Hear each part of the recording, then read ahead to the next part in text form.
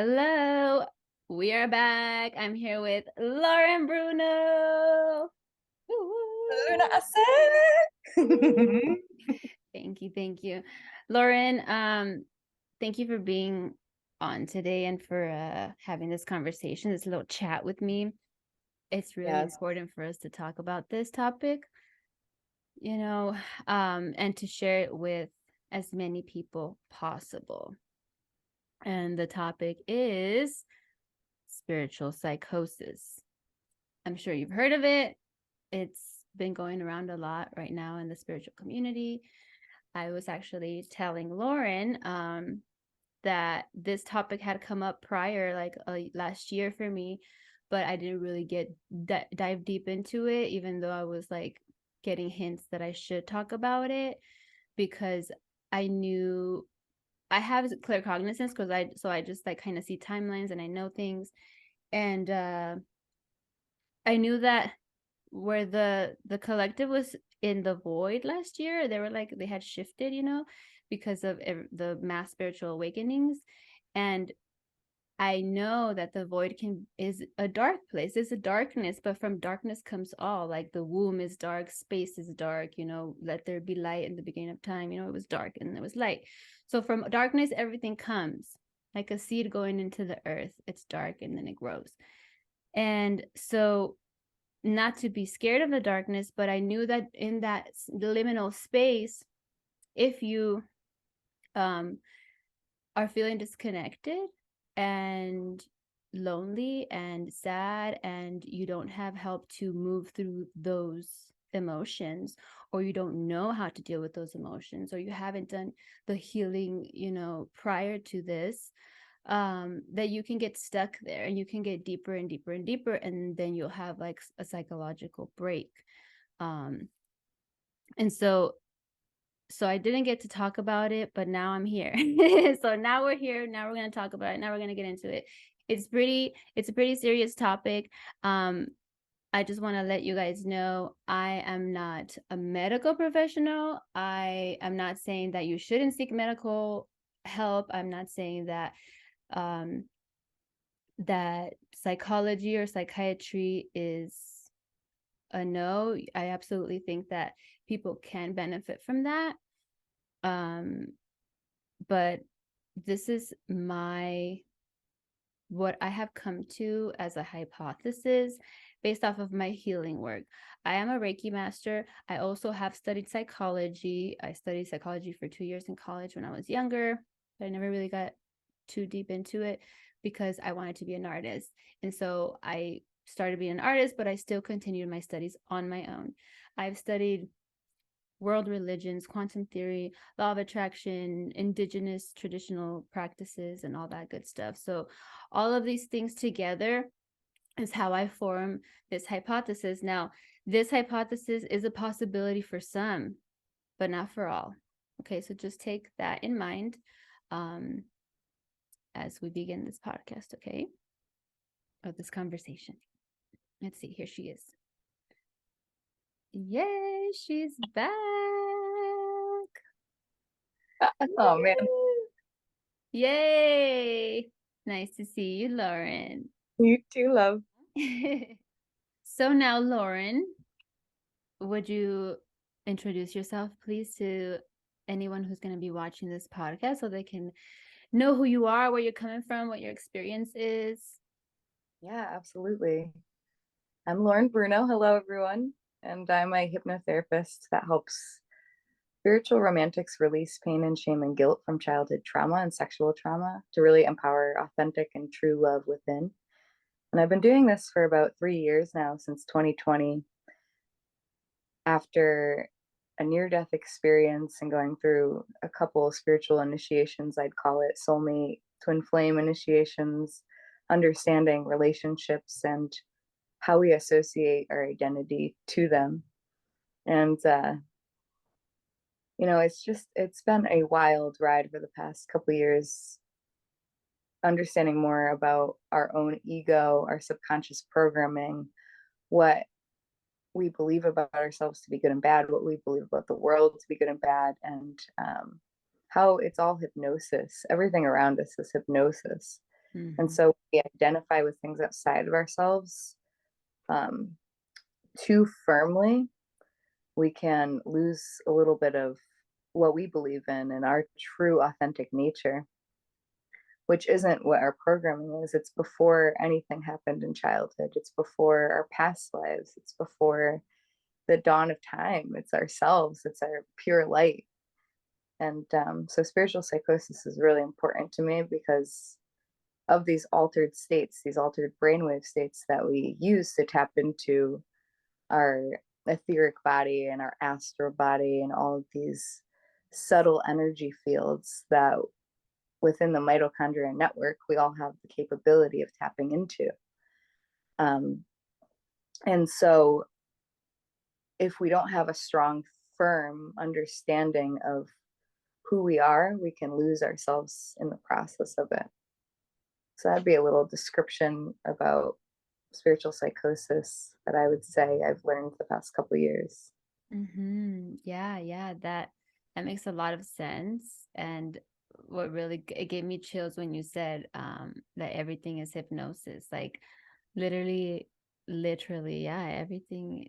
We're like, it all is, when it comes down to how society is run, music, even, the movies, everything, all that.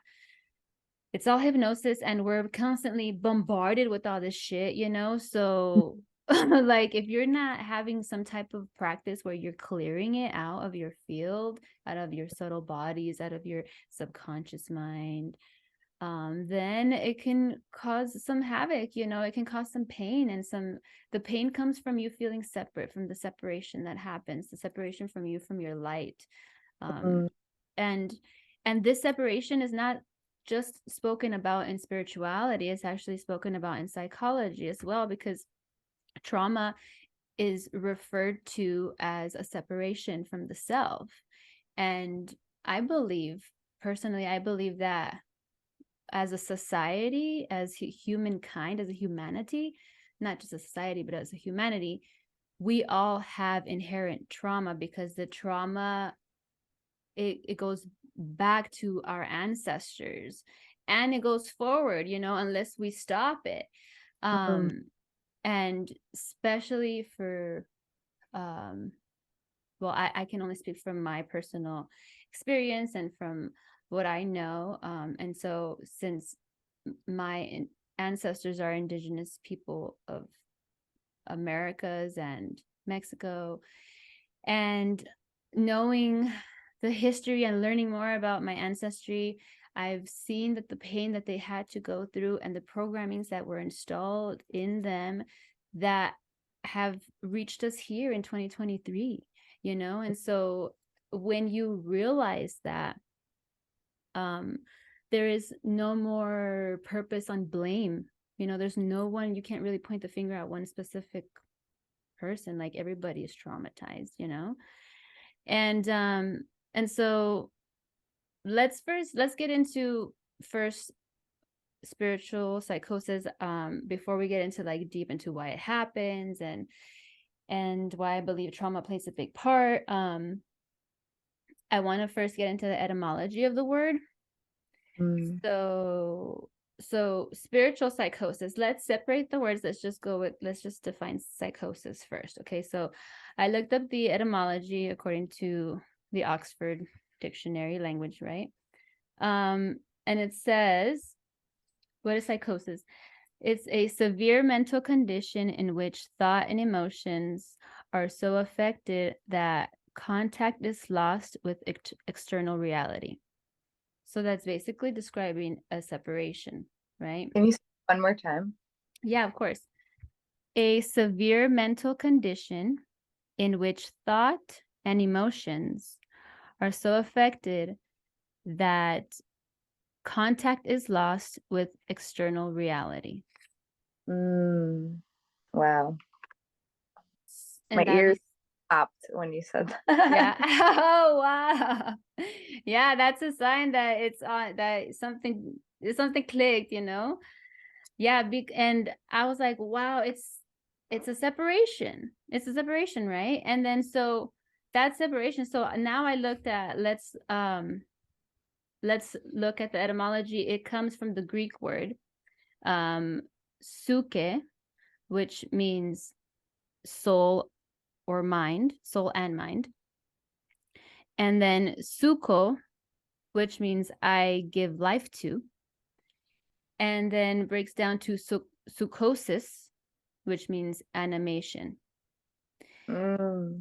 And so I was like, okay, well, let's break it down further. What's animation, right? What is animation?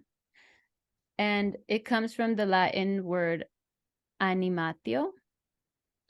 And that is, it means a bestowing of life.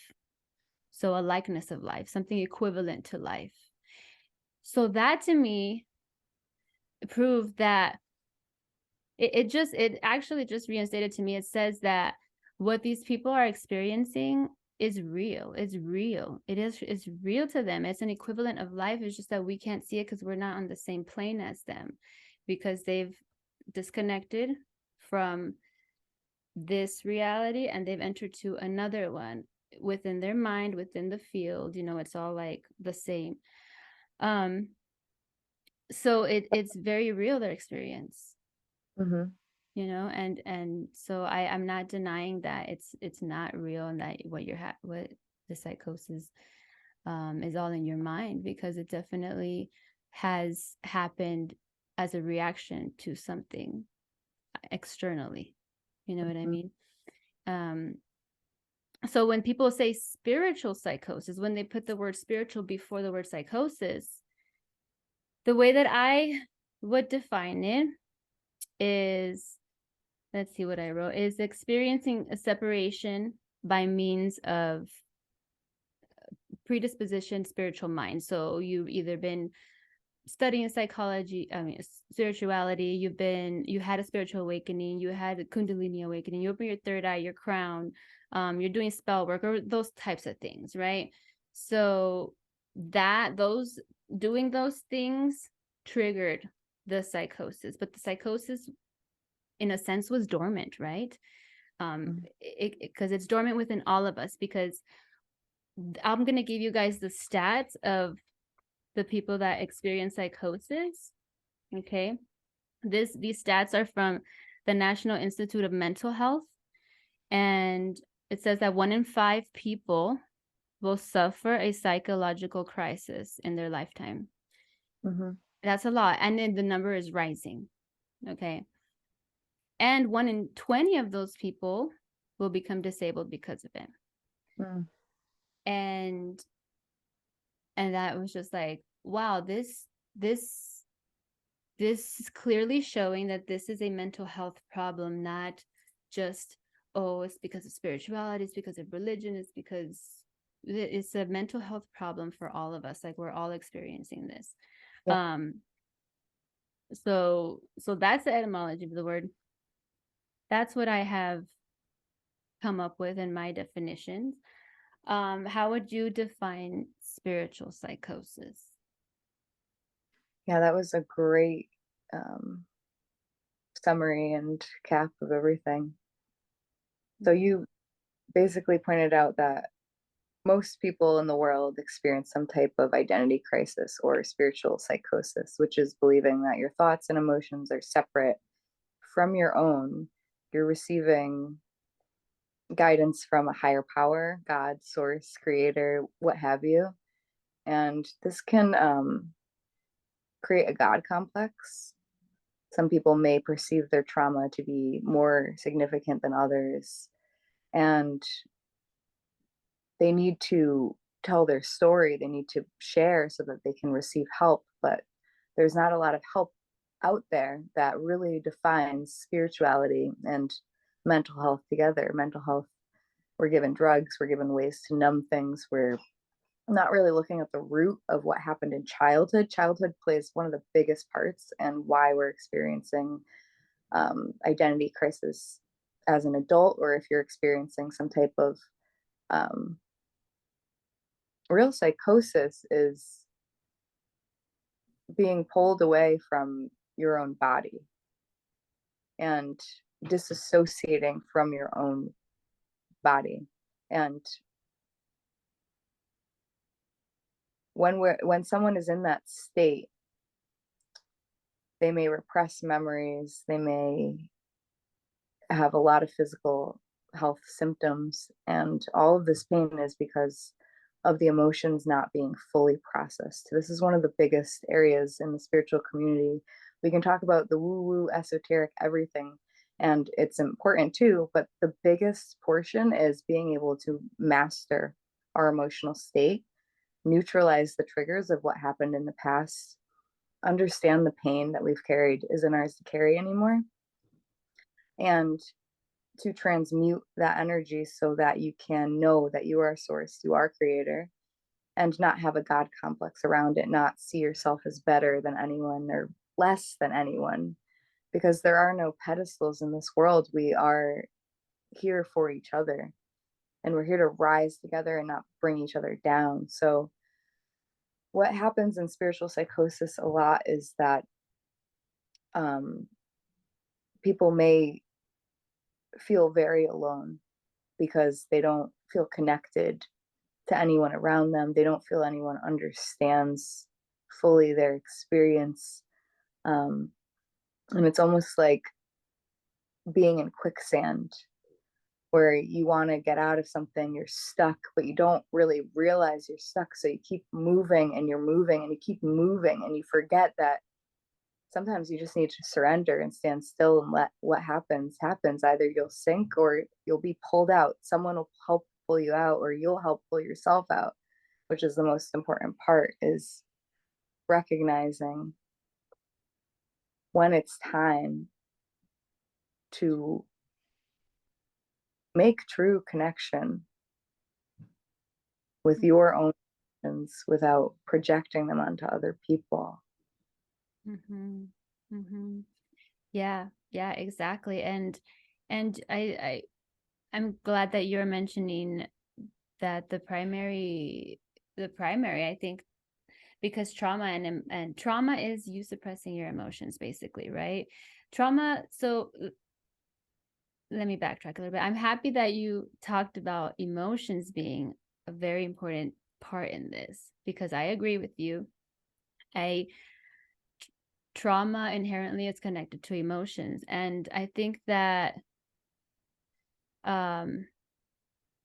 it's important for us to redefine what trauma means, because that's the way that you're going to be able to heal yourself. So I've been reading this book by Dr. Gabor Maté. It's called the mystery, oh wait, no, The Myth of Normal. And he talks about trauma. He's a psychologist. And I want to read to you guys some excerpts from the book, and then what he says about trauma and how reframing it, how we can heal it, okay? Because this really was like, whoa, I really like it, just lit me up. Okay.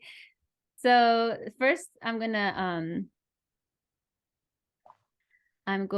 to read what he says about blame, okay? So blaming yourself or something outside of you, it plants or locks the trauma in an experience in the past, locking it into place, but it diverts you from showing up for loved ones in the here and now. So basically it's locking it into place, because when you say that trauma was an external experience that happened to you, you're a victim of it, it becomes part of your history, and you can't change history, right? So it becomes a natural part of your personality then, even. What he says about trauma, this is what I really, really wanted to share here, was that seeing trauma as an internal dynamic grants us much needed agency.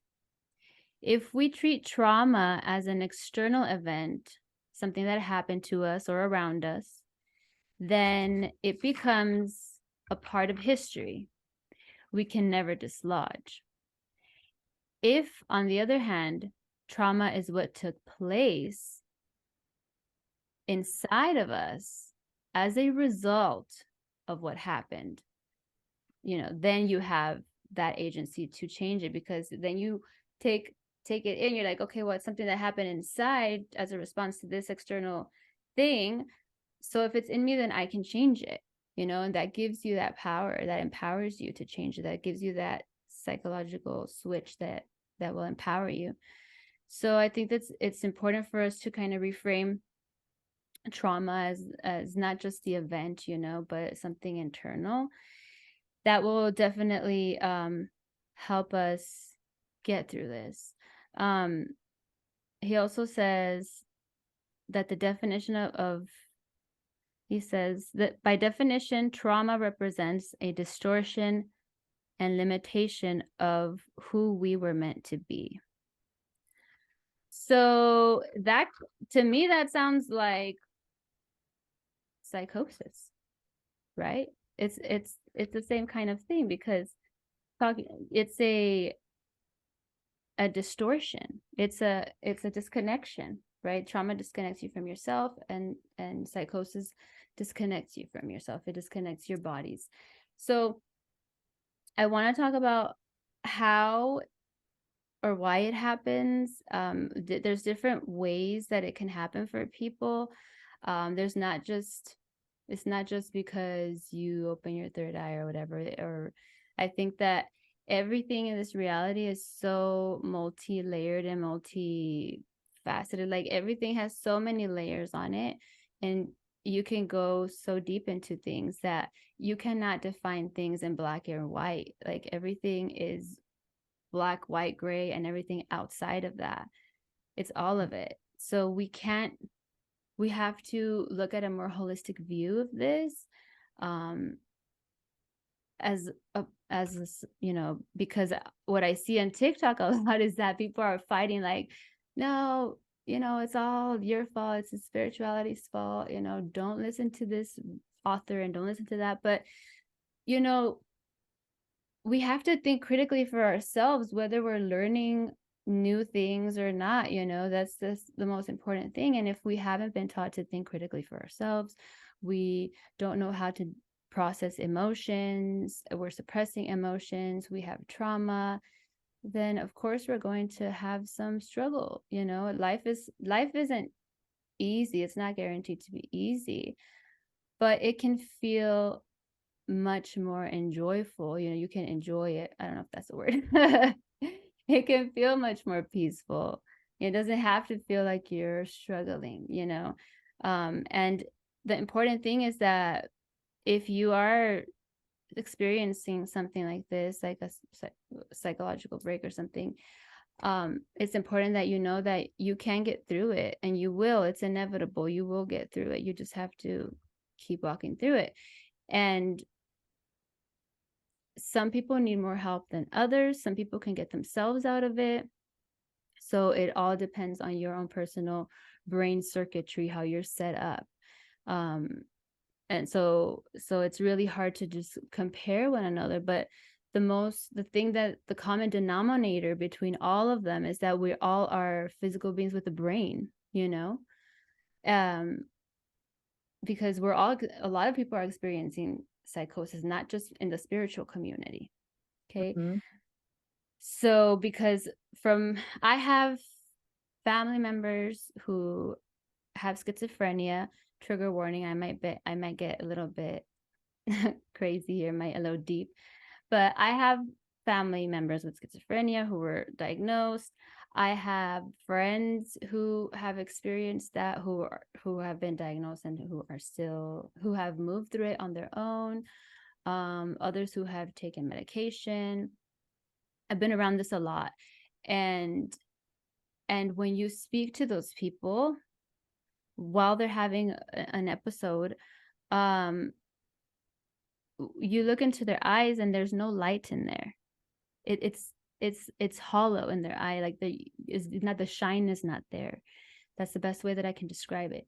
And you're trying to talk with them, but it's like you're talking at something that's not there, because they're here, but in another layer of existence. So what they're seeing and experiencing is not the same thing that you're seeing and experiencing, even though you're in the same room. And that was just the ultimate just definition of separation for me. Like, wow, like they're really somewhere else.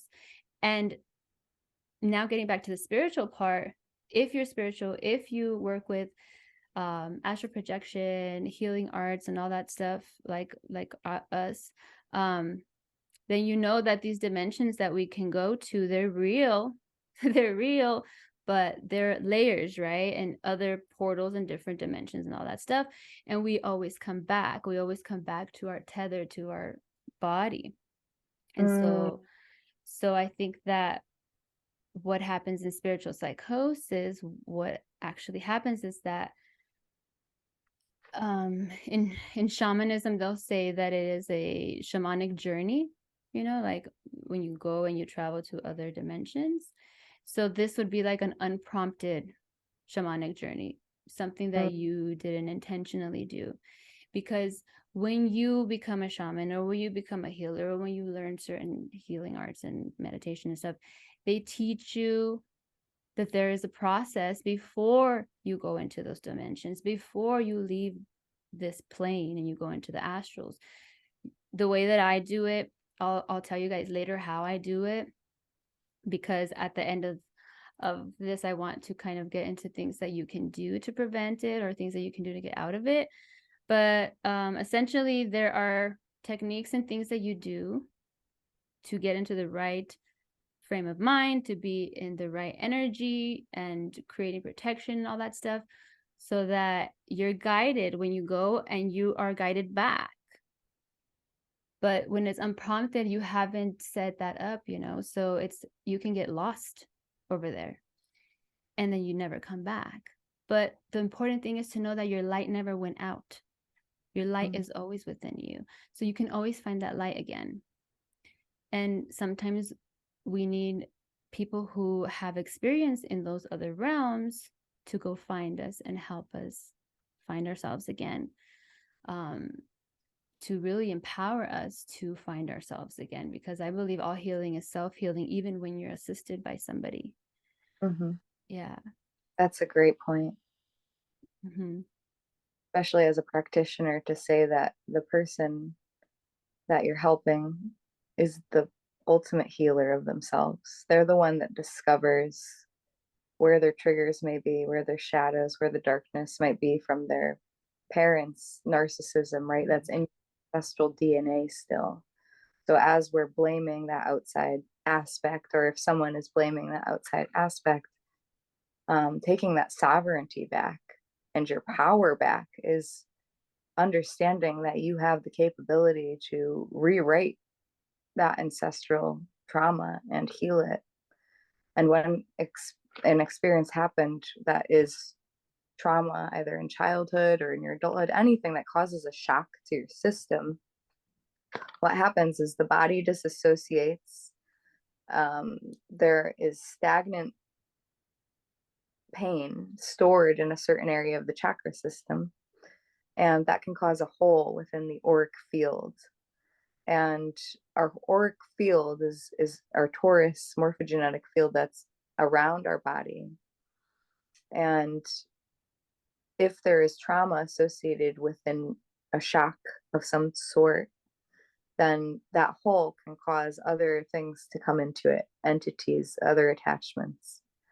So it is important to know the trauma level of what was experienced and the amount of love versus fear that's occurring, to recognize where those fear patterns are and recognize where to feel that pain stored, so that you can feel safer in the body, and then allow that cellular memory to move itself, to release itself, to shed itself, to unlayer itself, because this works in layers. Your healing is always in layers.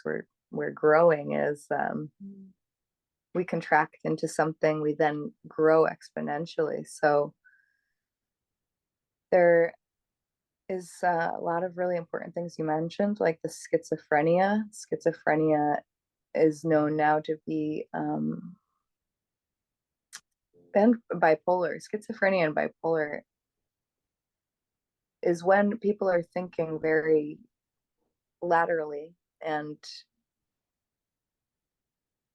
there's a pendulum swing of emotion that's occurring.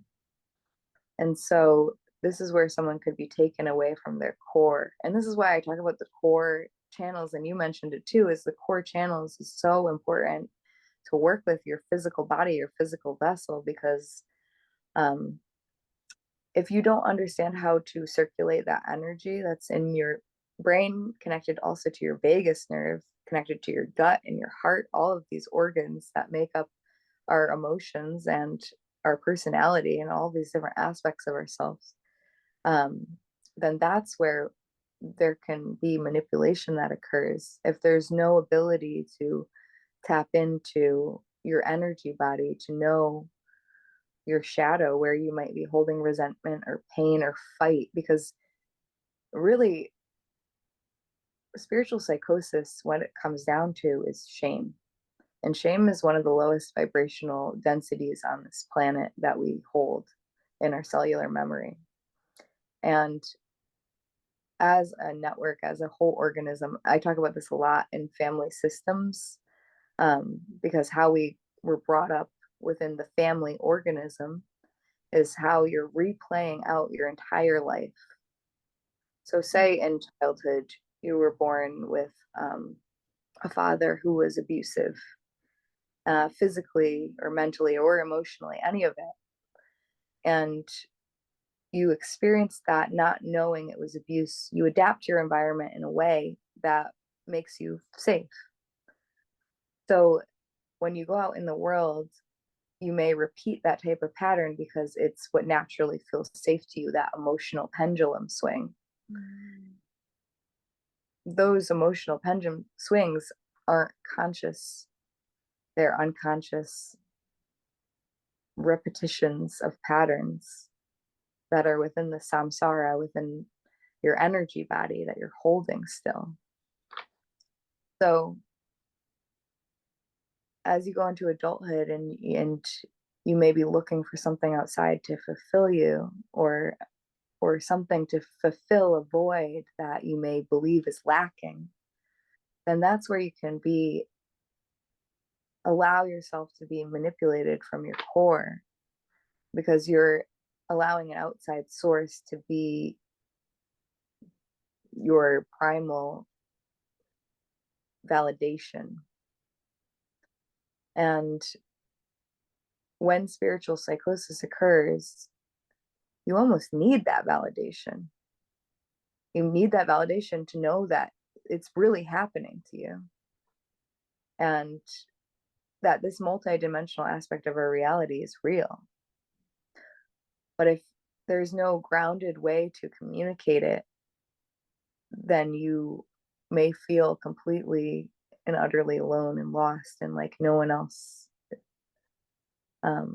is experiencing what you're experiencing. Mm-hmm. But the biggest thing to remember is that if anyone is experiencing spiritual psychosis, to know that you're not alone. You're never alone. And other instances could be not being able to make clear decisions or empathizing with that abuse that happened, because this creates, again, a repetition of karmic patterns that continue to play out. So it's hard to not blame things when you're in that state, when you're experiencing pain after pain after pain after abuse, after just feeling so small. Some people don't recognize that they are so powerful because of all the people around them continuing to instill subconsciously in their mind that they're worth nothing. So the biggest amount of power that someone can do for themselves is to love themselves enough to not be bitter anymore. Mm-hmm. Love enough to overcome those painful periods of the past so that they can really live in the moment and create their future and create their legacy. Right? That's what we're here for. Hell yeah. Yes, amen. Hallelujah. I love That's right. I just I'm sorry. I love everything you just said. Yes, yes. Yeah, it's really important what you said about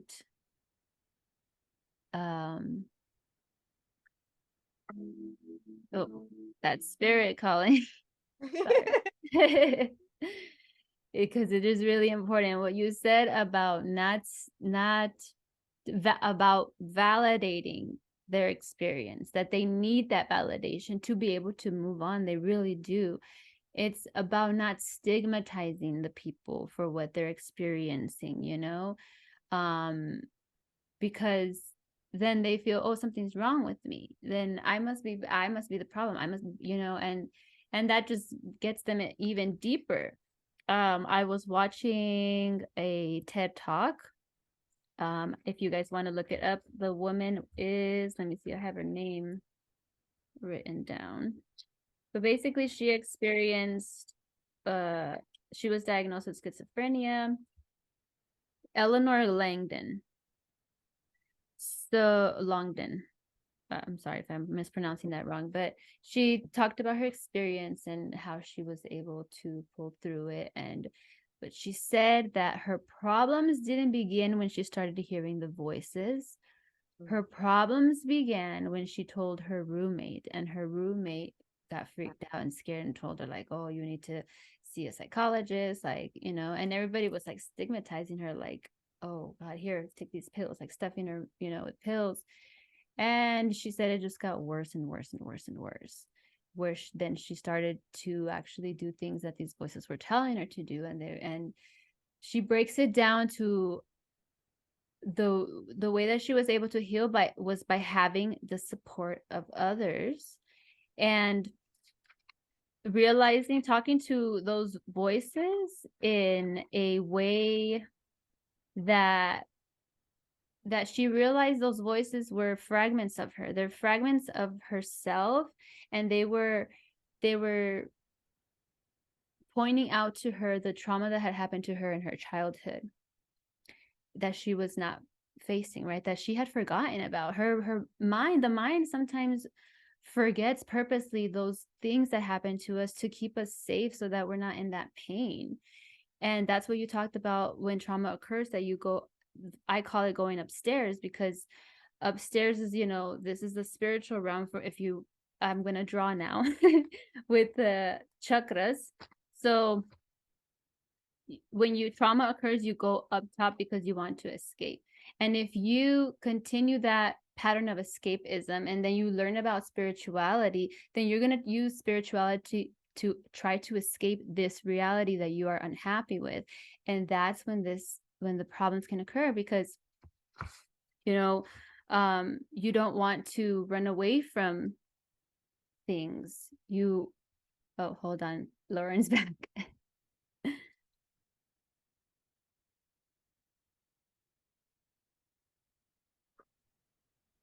My phone overheated. Oh, it overheated. Yeah, I guess we're back at the vertical. I don't know how that'll work. Oh, this conversation is getting hot. That's why.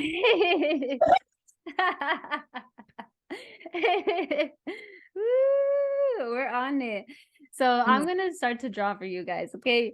And this is just us having deep conversations between friends. Okay, so I work with the chakra system because I work with the energy bodies. I'm a Reiki master, and sound healer. So we have 7, right? But I separate them into the upper, the heart center, and then the lower 3. And these are only the 7 chakras in the body, because we have more than 7 chakras. we actually have so many, a lot. Even chakras out above, below, in our hands, our feet, everywhere. Okay. And then I'll give you guys another chakra here. Then we have the Earth Star chakra below your feet. Important. This one, as long as you're alive, keeps your body tethered to Earth. Always, okay? So as long as you're alive, you're always tethered to Earth. But if some chakra happens, especially down here in the sexual trauma, right, in the sexual place, then your spirit is gonna want to go up here and escape, and then you're in the daydream state, checking out, disassociating, that kind of stuff, right? So the upper and lower. Now the funny thing is that not just the chakra system shows this, but also shamanic learnings and the woo-woo 5D, 4D, 5D, because you can consider the bottom to be 3D, you consider the center to be the 4D, and the 5D, right? Higher consciousness, love, and all that stuff. It you can consider it the same thing, because the 3D is our existence and the 4D is the spiritual existence, right? When you go to the shamanic, this even connects more to the shamanic theory. So the way that they see the shamanic thing is like this. So the way that the lady showed it, she was like, she made a tree. So this tree in the ground. So this is the lower real, or the lower existence, right? Our lower world, and then the middle world, and then upper world. Okay, and she says that we all live here in the middle world, but within the middle world, there are what they call, it's a shamanic term, non-ordinary realities. And those are like portals around this reality, like just in there. And so when you are in your physical body, you are in this middle realm, but you don't see all these other layers because you're not traveling, right? But when you take a shamanic journey, you can see the non-ordinary realities and you can go into them. And so when somebody has some type of a shamanic journey, which is a separation of the body, which we can also call the spiritual psychosis, they go into this realm where you can see all of these holes, and that's where they get lost. So they all kind of explain like 3 tiers, right? All throughout the different practices, different cultures. So I truly believe that it is very, very crucially important for us to do the healing work within us before we start opening up portals and things like that, because that is the non-physical that we are still learning to understand. And so the thing is that even the healing is so important, not just because I'm a healer, I'm saying this, but it's important because separation, even if you're a healer, even I can have a psychological break, which I did a couple months ago. You can have that based off of trigger stressors, something that happens. I dealt with a lot of death in the last 3 years around me, so I guess it's kind of normal for me. I don't want to say that's why, but that's, I had a moment of darkness in the last 2 months that I will get into, that caused separation from myself, from my true self. And it was very painful to feel that. And I saw how I was going up and disassociating, and I was not down here grounding. And I explain it like that because that's how I feel it in my body.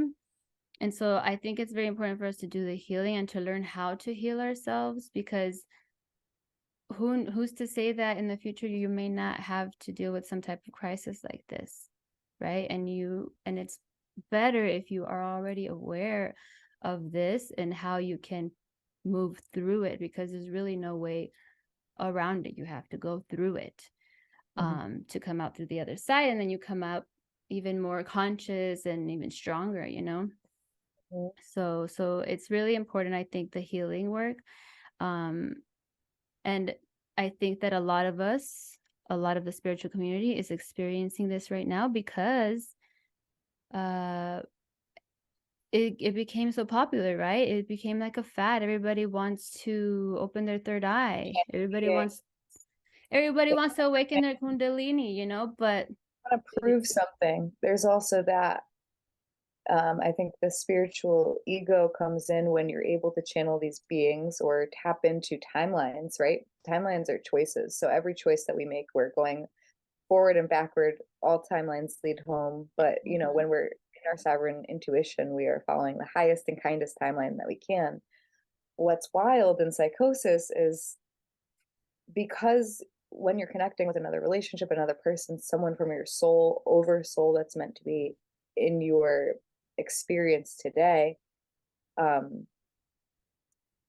you go so far and back into certain timelines that you may forget the present moment with these people, because of so many telepathic experiences start to happen with starseeds. Your dreams, you're actually talking, you're lucidly in each other's dreams. You're over analyzing, is this person meant, you know, to be my partner forever, because we've experienced this really you know, telepathic experience together. But it's actually all star seeds, all what I call twin flames, have really, really primal power and are able to telepathically speak with each other. The heart chakra, if it is open in the fourth dimension, it could get manipulated by different beings as well. This is really important.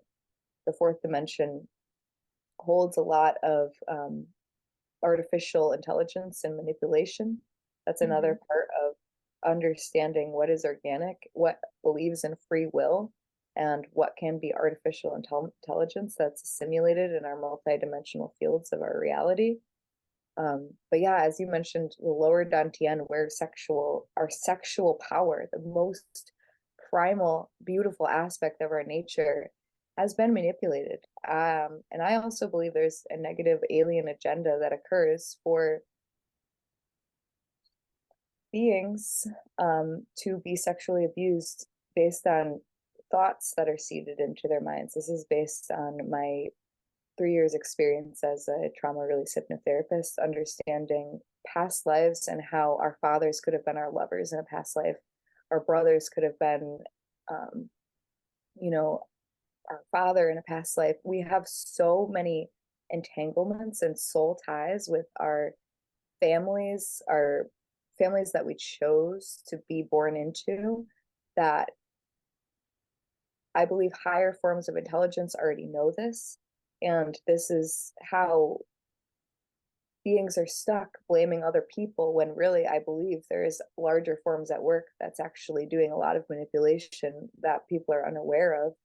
And this is where in the normal mainstream world, we're not taught that we have psychic abilities. We have a neural network that we're able to tap into if we release the trauma from our bodies.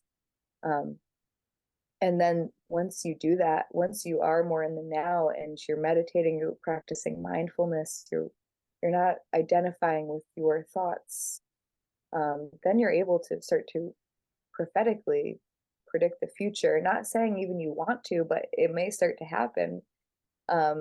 It's happened for me. I've had many dreams I've written down and they've happened the next day. And I've had many telepathic experiences with lovers that we've had the same dreams on the same night with different perspectives, and we talk about it the next day, and it's wild. It's really wild. And there's entity attachments. So anytime we've experienced trauma, when that hole comes into your chakra system, if you had an emotional outburst, or you don't understand your own anger, and you're letting your triggers run the show, you're letting your emotions run the show versus letting your emotions flow through you and understanding what's causing them, then entities can attach to those frequencies because they're not conscious, they're unconscious. So understanding how to read your morphogenetic field, your torus field, as you release the trauma from your body, then looking at your multidimensional body and seeing where any attachments could occur, any karmic contracts, to burn those away using elements are really important to tap into our universal connection with all things, with the entire earth. You know, I believe as I call us all star seeds, people on a mission to help the evolution of consciousness. We're able to pray to the land and create rain, create rain. I've done this with events. We've prayed to the land and moved our hands, and rain happened, and it was incredible. Just magic that can occur in this world that can also be dark magic. So understanding the difference when it comes to psychological manipulation and yeah, what is true for you first and foremost before anyone else tells you what the answer is. We must tap into our own inner knowing, which is why I believe as a hypnotherapist, it's really important for me to teach my clients how to understand and figure out these answers themselves, read their morphogenetic field themselves. If they see an entity, then we'll use the tools, breath work, movement, the womb healing. Womb healing is one of the biggest things. Bringing in those lower three chakras, expanding the upper, so that we can, what was I saying before that?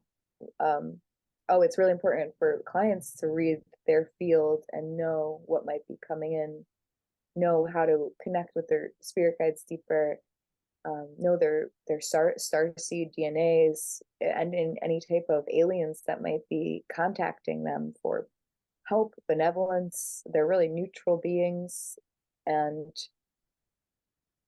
so that they know how to do it themselves and they're not letting other people tell them what's inside of them, because sometimes that could be a projection. Psychics are very in tune.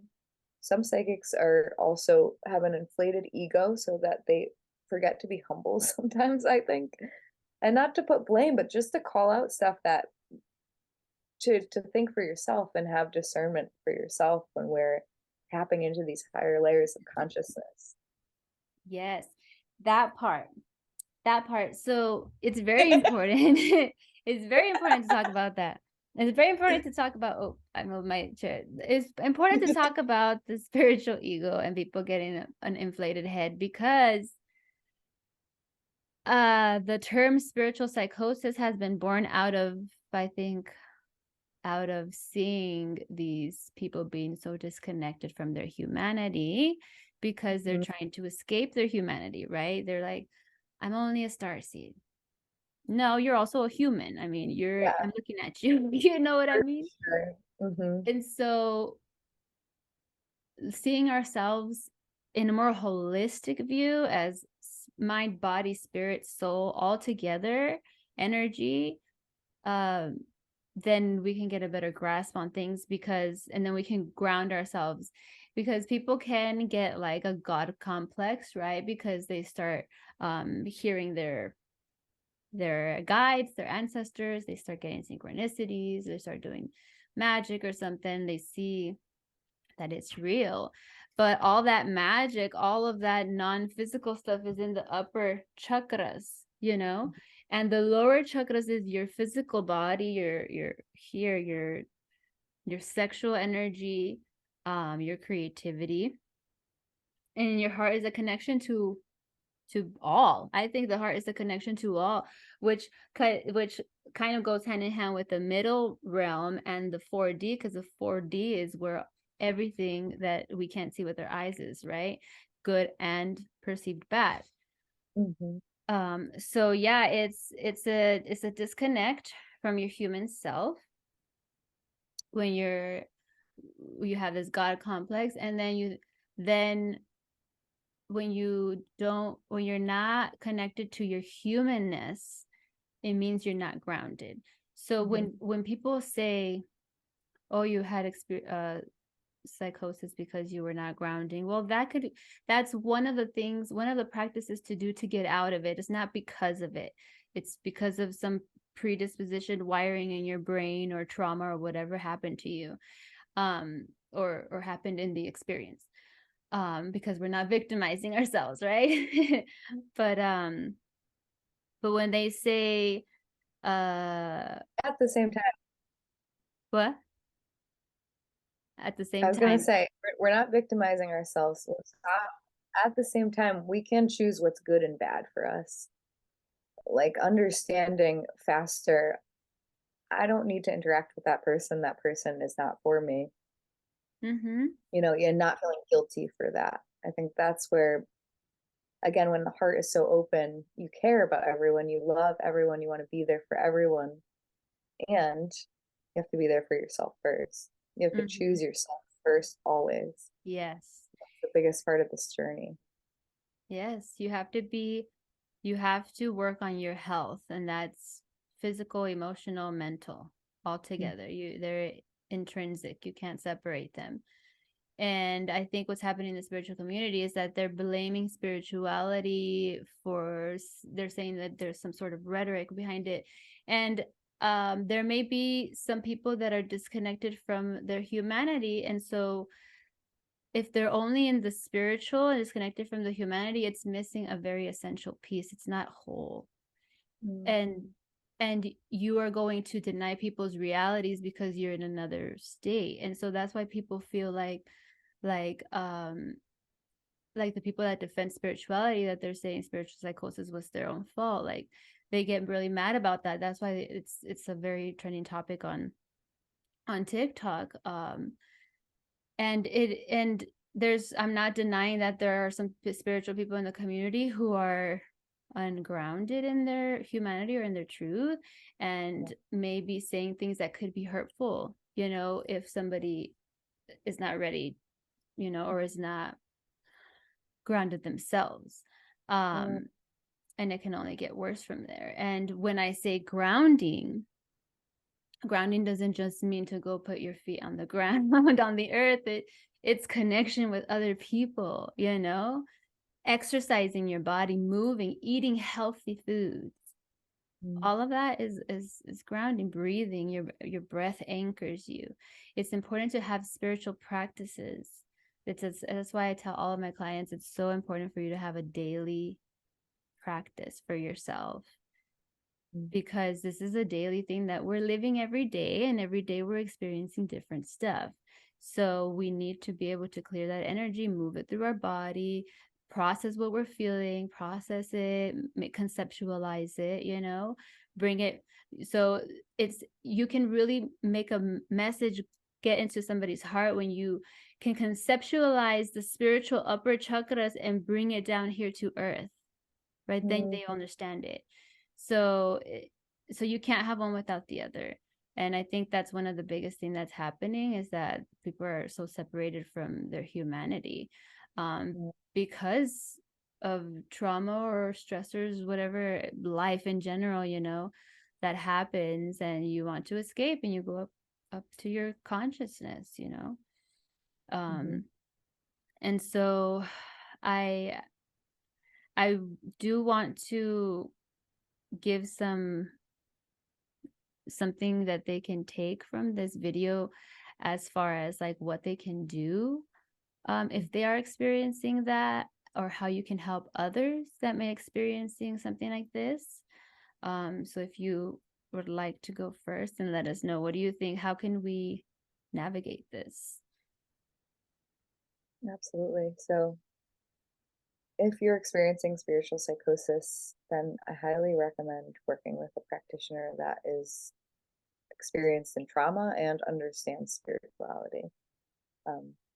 Hypnotherapy is really great. I do recommend, in our subconscious mind, it's so important to anchor to that crystalline core of the earth in our mind, in your body, physically actually doing that work, rotating the energy around your core channel, noticing any pangs of emotions like frustration or annoyances that are there daily, doing this daily. Like you said, having a relationship with your breath, deepening your breath so that you can um, really regulate your parasympathetic nervous system, and eating healthy. I mean, healthy eating is one of the most important things that we can do for ourselves. Protein is great to ground you. Highly recommend having protein per day, nuts, some type of nuts, or even broccoli has a lot of protein in it. Protein is so important for grounding, more important than we recognize. You can get really spacey if you're just eating fruits and veggies, or if Mm-hmm. you have your diet, then to have some chicken or different types of meat, and eating organic, or having a relationship with nature, even going to your local permaculture farm, just working with plants, holding plants a day will will heal us if we're playing in nature every day. Again, mindfulness, of course, noticing when your thoughts run off with you, bringing it back to your breath, releasing the thought, knowing that the thought is not you. The thought is a part of you. It's not who you are. It's not your core essence. Um, Releasing the stories of the past so that you can really be in the now. And like smiling, holding and smiling at your heart, your womb, your organs, allowing your organs to smile back, holding your lingam or your yoni and saying thank you for this power. There's so much power within me. And bringing it back to yourself whenever you're holding yourself there, and hugging yourself there, and touching yourself there, and massaging your fascia, um, and bringing that source energy down. Bringing that source energy down the body is so important too. Yeah. Yeah. 100%. I agree with that. I I believe that um well, I believe that anytime that we do anything that's spiritual or magic related or non-physical, there is a process that you have to do to set it up the atmosphere that you are going to travel through. Um, and so I Hmm. will explain to you guys what I do before I astral project, before I meditate, before I do a healing, before I go to sleep. Um, you can do this all day if you want, but basically what I do is connect to the breath, right? Slow down the breathing, harmonize that parasympathetic nervous system. And I I imagine the light coming in, right? I So like that. you fill yourself, fill yourself with light, okay? Fill your whole body with light. And that light that you're filling yourself up is your protection. That's going to keep you protected. And then aside from that protection, you also enter with a state of love and gratitude, never in sadness or despair or anything like that. I mean, of course, we feel these feelings, but try to get your mind to be in a positive light before you exit this plane, right? Because you want to experience good things. Because if Mm-hmm. you go to the non-physical plane and you are in a low vibration, the low vibrational energies that are existing already there will find you, like attracts like. Um, and so, and then you'll be more susceptible for them to attaching to you, and you're bringing them back down when you come back to your body, right? Aside from that, I I put a invisibility cloak on my cord, on my my energetic umbilical cord, or I don't know what they call it, but it's your tether, right? It keeps you connected to your body. Mm-hmm. So I put an invisibility cloak on that because I have learned a lot about the dark side of spirituality, and I know there are entities, if you want to call them. I mean, it's all energy, but everything has consciousness, I believe, and there are some that would like to take advantage of your light, or they want the light that you have, right? Those And so they, reptilians harvesting your loosh. yeah, yeah, you're loose, yes, they can cut your cord. That's what I have heard, right? So it's important to to protect it. But it's not very like common, so don't be scared, but it's a possibility. Okay, so I ground myself. Bringing in the light, I ground myself with the earth as well. That is also very important. I do all of these things, and the more that you do it, the faster they will all like happen for you. Like it's like a computer program. But ground myself with the earth, so I imagine roots coming out of my feet and going down into the earth, into all the layers, all the way down until I feel the energy of the earth. And you will feel a peace and a calm, and you will feel supported. And then aside from that, I also call upon protection from my angels, my guides, my ancestors, and spirit itself. So I do all of that. And that was a lot of stuff. I do all of that before I do any journeying. And the fact that people are just looking up things online to astral project without knowing the setup before, everybody's setup is going to be different, but it's very important, because that's what's going to bring you back so that you don't get lost. And based off of the research that I have done with people who have suffered like psychosis or schizophrenia, these are the things that help them. This is from their personal experience. From Eleanor Longden and another gentleman whose name I don't have, but I will put it in the description box. So basically, so the gentleman whose name I don't have, he I believe he had, I don't know if he did ayahuasca or something that started this for him. And he also took medication, and it didn't help him at all. And so he kept suffering from this until he decided, I'm just going to stop the medication and do Vipassana meditation retreat. And basically it's mindfulness meditation, but it's like rigorous. It was like 10 hours a day, right? Days of silence, right? In silence and all that. So It's calling me. Mindfulness meditation is I mean, meditation saved my life, honestly. I believe that everyone should do it, because everyone can do it. It's free, okay? You can do it. You have 5 minutes. Okay? And so he did that retreat, and he was able to learn how to differentiate his thoughts from other thoughts, his thoughts from other voices, because these people are gifted. If you're hearing other voices and you're able to hear the non-physical, it is a gift. But you have to learn how to manage the gift, how to incorporate it into your life without losing your sovereignty. And so he learned how to do that, and he was able to go about his life now. So he ended up getting a job, and the job found out about his previous diagnosis, and they fired him because of it, because there's such a stigma. Wow.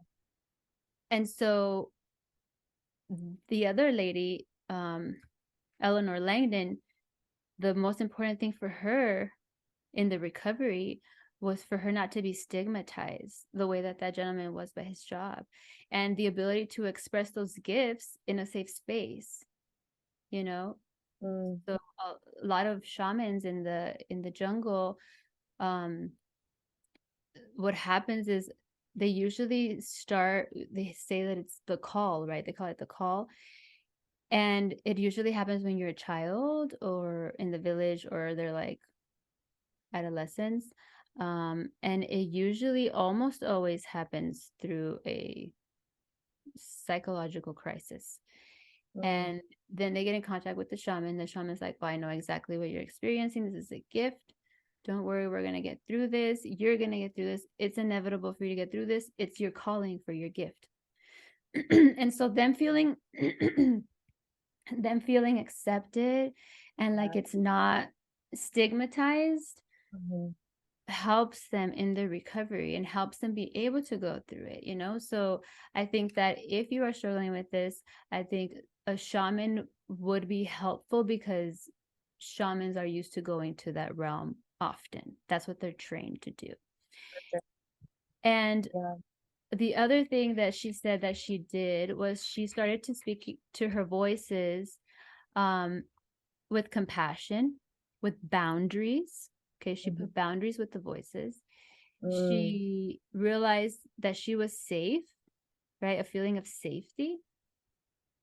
And respectfully talking to the voices, you know, not angry at them, not like trying to push them away, because that's just going to make things worse, right? Because they are fragmented parts of yourself, essentially. And working in collaboration with those voices, she said, because the voices, she realized later when she was in therapy and all that, that those voices were just showing her parts of herself that she didn't even know that were in her, because she did have childhood trauma. And, you know, I can speak about childhood trauma because, trigger warning, I have sexual trauma from when I was a child. You know, I was very, very young, like 5 years old. And it wasn't until I decided that I was going to heal the trauma, accept it, and not deny it, that I started to remember more memories about my childhood. My life just started to change, you know. But it happened through acceptance, through seeing it as something, not that is victimizing me, not that happened to me, but like the definition that I gave, something that happened inside where it happened to me and it wasn't my fault. But now that I knew about what it was causing in my adult life, now it was my responsibility to heal it. And taking that accountability as that I'm going to heal it myself, you know, whether I need help or not, that is empowering. And that in itself begins to transmute the energy on its own. And I want to also give some pointers that I wrote down here about how to help others if you have somebody around you that is experiencing this. So reach out a hand, you know, let them know that they're not alone, because they're experiencing a lot of loneliness, and that's why they're there where they are, because the separation came through them feeling isolated and different, you know. And bear witness to what they're experiencing, their realities. It's actually happening. It is real for them, very, very real, just because you can't see it, you know. Share their burden. That will help take a load off of them. And I'm not saying you can save people, you can save everyone, but when you share space with somebody like that, it creates this intimacy where this person feels so supported that they have the hope inside of them. They get filled with hope that they can make it through. Okay. And it lessens the load for them. And also share hope. Okay. Share hope that recovery is possible and inevitable, that they are going to recover, that they're not going to be, because a doctor or a psychiatrist would tell you that you're going to be on pills your whole life, right? But a lot of people don't want that. And that's why a lot of people don't go to see a therapist, because they don't want to be put on pills. And so there's other ways to get through this if that's not the route that you want. But hope is essential, because when you have the hope that you will make it through, that's what's going to pull you to the light. You know, it's going to be your guide. Your hope is your motivation to keep going. And just reminding yourself and them that your light never goes out. Your light is always there. It's always inside of you. It may be feeling very dark in a dark place, but your light is there. And if you can see that light within them when they can't see their own light, that is validation enough for them to, stand up and empower themselves and heal. And this journey is not easy. It's not going to happen overnight. But it is very much possible. And I think that it's important. This conversation, is and was so important because people are kind of confused. They don't really know what to do. And instead of offering support on what they can do and support for these people are just pointing fingers, and that is not helpful. So yeah, that's my advice.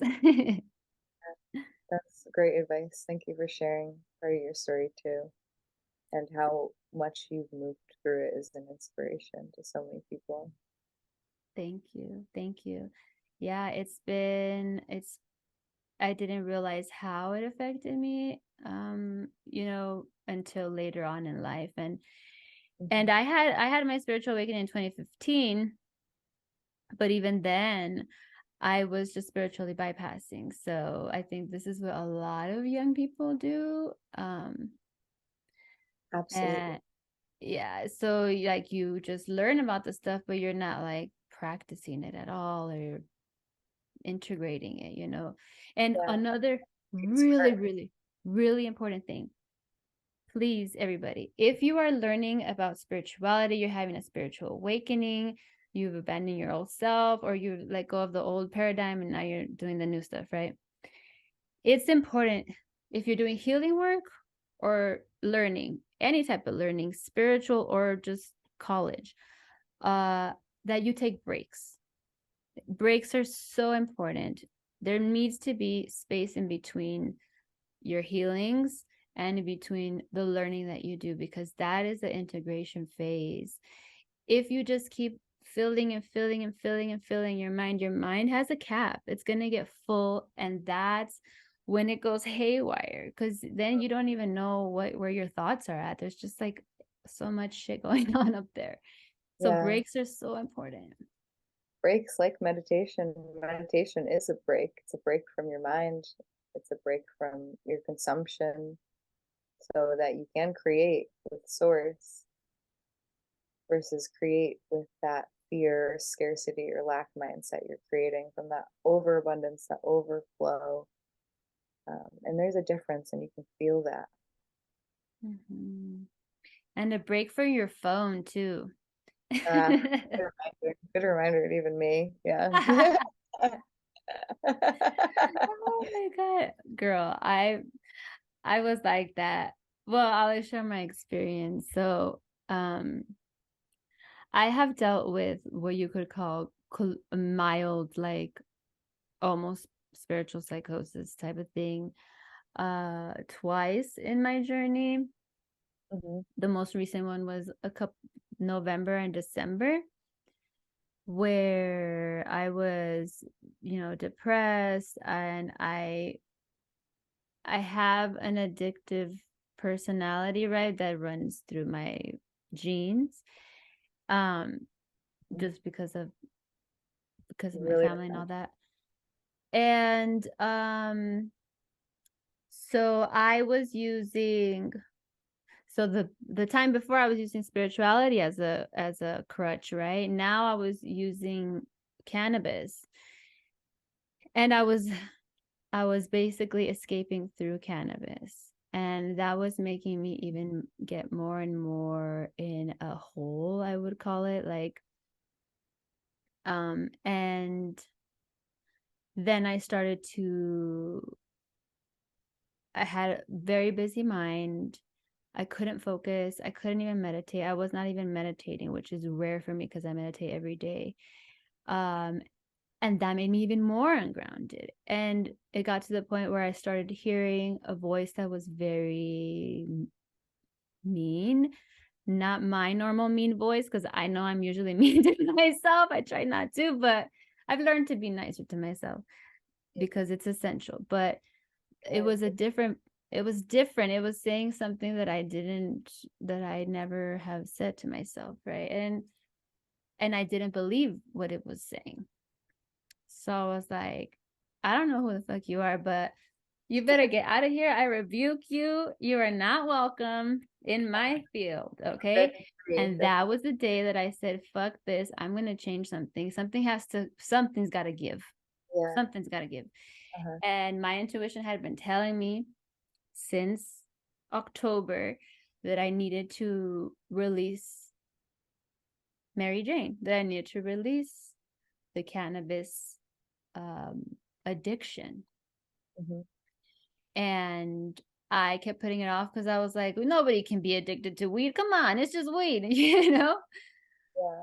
But if I wasn't able to let it go for 2 months when I struggled, that I wanted to release it, then that was clearly an addictive pattern, you know? And so I've been now 2 weeks sober. I feel much more clear, but starting January, I started doing my meditations again, doing yoga every single day, moving my body every day, going out, getting sunlight, singing, talking to others, opening my heart up to others, not being alone in my room all fucking day, you know? Yeah, I remember you said you were hermiting for a while. Have you Yes. gotten out? Yeah, and the isolation can cause that stuff, you know? Yeah. Because talking to others and connecting through your heart is grounding for you. And so once I started getting back to my old stuff, my routines and on my spiritual practice, the voice went away when I told it to leave. When I told it to leave, it was gone, but I still did the work because I didn't want it to come back. And yeah, it never came back. And now I'm feeling great. And I was finally able to release the cannabis use. You know, I'm still in the early parts of that sobriety journey, but whole month too. And didn't you do sober October or something? I did sober October, but I struggled a lot. Like I didn't smoke for 2 weeks, and then I started smoking again, and then I was off another week, and then I started smoking again. And after that, after the last week and I started smoking again, then it went back even more hardcore than it was before. And this is not enough process. I feel that it's been a journey for me as well. And yeah, it's a love-hate, really. I mean, it is a loving relationship, but once you let go of it, you notice so much more flow and so much more, like, it's less dungy energy, it's like less stingy. You feel clearer. You feel like a clearer channel when you're smoking less. So it is a really important reminder to let go of addictions, because they'll bleed out into every other area of your life, whether that's not only your health, but like your family, your relationships. Where is attachment occurring versus actual genuine conscious relationship with something, whether that is weed or whether that is anything else. So it's an important reminder to really nourish our bodies with sobriety and with less. Yeah, that allows the light in you to flow, you know, because it's not clouded by the smoke. Pun intended. But because I do feel so much more clearer. I It's so weird how it happened, like, because so I used to do a lot of like hard drugs when I was younger, and I have 3 years sober off of any drugs, except for cannabis. Cannabis I didn't consider to be a drug. I have 2 years sober from alcohol. So those were not hard for me to release. And And it's because those things never served me. But cannabis did serve me in some way at a point in my life. Mhm. But it was no longer doing that for me. And so I needed to set up the boundaries necessary, just like any other relationship, Mhm. you know? And Yeses and nos, those boundaries, yeah, energetically. yes, being able to say no. Yeah, Yeah. that part. Yeah, it's so important. And as a healer, I think even more important for me to be a more clear vessel for my Reiki clients, because it's a big difference. It's a big difference. And um, you know, there's no denying that we are so powerful, that energy is real, that we can manipulate reality with our minds, thoughts, beliefs, and actions.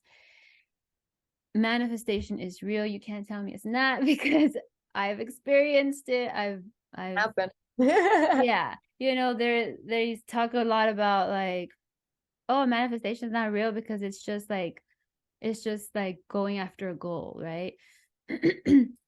But no, I've experienced manifestation where I didn't physically do anything and it just appeared. Okay, and that is no denying. I have erased clouds from the sky with my mind and my hands, okay? Real. Multiple times. So you cannot tell me it's not real, okay? If you guys want another video on how to erase clouds, I'll make another one. I'll teach you guys. Like what was that movie with Jim Carrey? Like erases the clouds with his thumb to make him Oh, is brighter for his it the beloved. Truman Show or no? No, not the Truman Show. That's a great one. I was The talking to someone. God one, the one with God? Yeah, what's the one with God? God Almighty. Yeah, God Almighty. Bruce Almighty. Like erases the clouds with his thumb to show the moon to his beloved, and I just thought that was so good. And then he like swings this lasso, which is honestly it's part of what I do with energy healing. I like lasso the energy and I pull it down. But he lassoed the moon closer. And it's like we think these things are fiction, like these little things that are seeded into movies and TV shows, but some of that fiction is really fact. And some of the facts that were told, they're really fiction. It's something I heard the other day, and I really liked that hypnotic, what do they call it? Double bind when you. Yeah, I love that. Yeah. Yeah. And talking about uh phrases and words like that, there's something that this fellow TikToker, I forgot her name, sorry you guys, but she does like energy reports about the solar light coming in. Mm-hmm. And she said something. She said the energy that's coming in right now, the energy, the essence of it is balance, right? Because there's light and there's dark, like in a lot of Eastern, or I don't know, they believe, suffering is a natural part of this existence, right? That we're gonna have to go through it. So what she said really touched me because it encompassed all of it. And she said, the light in me honors the darkness in you, and the darkness in me honors the light in you. I was like, I love that. I love that. So we can't deny parts of ourselves, No, not at all. And then what we see as darkness may be light, and what we see as light may be darkness. Yeah, if you got some shades on, I mean, it may look different. Or innocence. Ignorance or innocence. Exactly. Yeah, because essentially they're both the same. It's all energy. It's like two sides of a quarter, but they're both the quarter. Know what I mean? It's one quarter, but it's just two sides of it. Perceive it to be good and bad. What you recognize within your consciousness, what is good and bad. subconsciously, or is it conscious? Because we're allowed to have dislikes and likes. We're allowed to see something as good and bad. I think that's a big thing about spirituality that annoys me. It's like there is no good and bad. It's all the same. It's all energy, and I get that. And we can't just say rape is okay. I mean, it's not. It needs to be called out, especially as women who have experienced intense sexual trauma in this world. We need more women to speak up against abuse, against perpetrators, against fucking creepy people that are narcissists and just manipulating young women because that's easier. And these young women don't know any better because they're ignorant, and it's bullshit. And so there are good and bad things in our egoic, healthy identity that we can finally come to agreement on with ourselves and stand up against it. Mm-hmm. Yes, absolutely. I agree with that. We can't just wash everything away with what they call toxic positivity, right? because there are some things that are gonna fuck you up, you know, that you're not gonna enjoy, and you can call them out. For me, the point of spirituality, the point of living a spiritual path or spiritual healing, the point of it is to have accountability, to take accountability, and also to assign accountability. You know what I mean? And tend to point out, to look at what is wrong and seeing what is wrong with it, and then going from there. You know, we can't deny the things that are happening in this existence that happen to people every day. And I think that the toxic positivity part, I don't like to use that phrase because they're kind of like contradictory. Yeah. Yeah, it's like we need both. We need the polarity, we need the light and dark, we need the positivity and understanding the negativity. The pessimism could be an actual awareness around something that we may be shoving away, which I think is a big part of positivity. But we do need those light beings, those positive people to be there and support. And then we also need people calling out shit. You know, we need it all. Yeah. We do need it all. And yeah, I think that's all I had to say about that. Yeah. Do you have any? Sorry, you were like something about toxic positivity. No, I just said that I don't like that term. Toxic. Oh yeah. That how that became very popular is from people denying their shadow side, right? And I think that is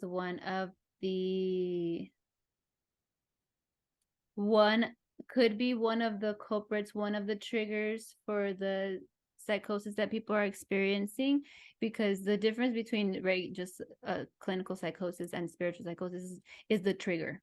What triggered it? You know, was it your spiritual awakening, or was it somebody passed away or something? You know.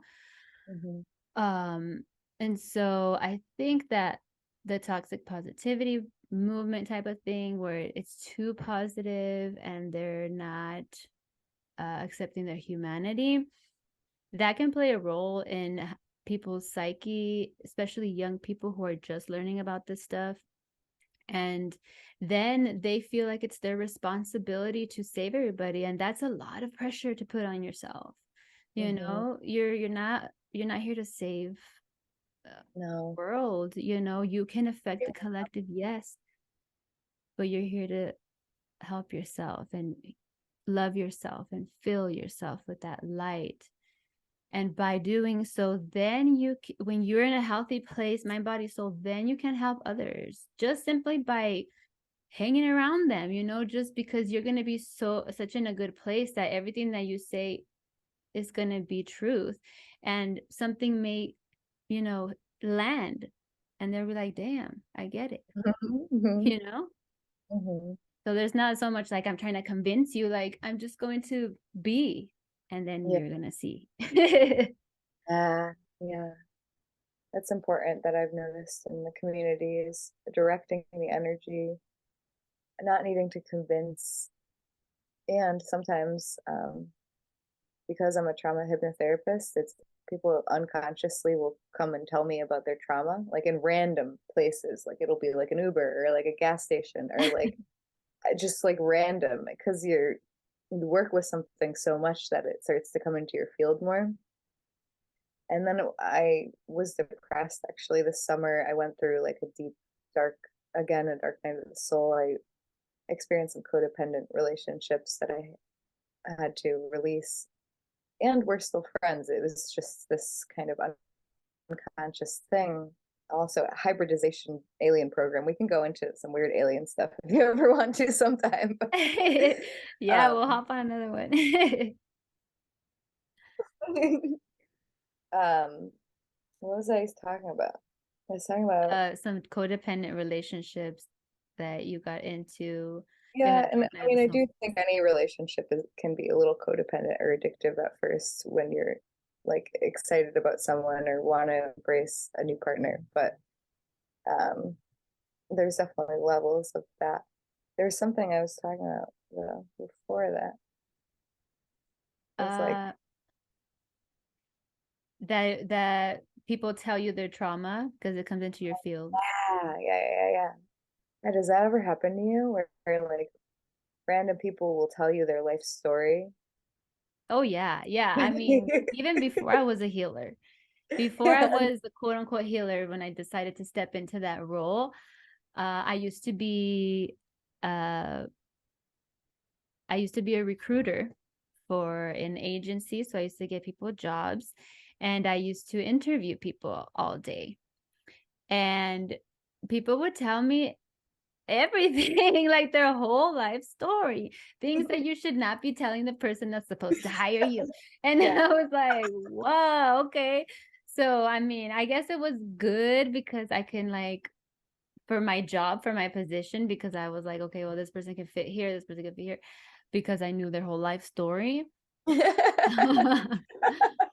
But it was kind of awkward. Yeah, I was like, what? Why? Like, and I was already into spirituality, so I had been learning stuff, and they were like, well, maybe you're like a natural healer and all that stuff. And I didn't really get into that until I had a clearing.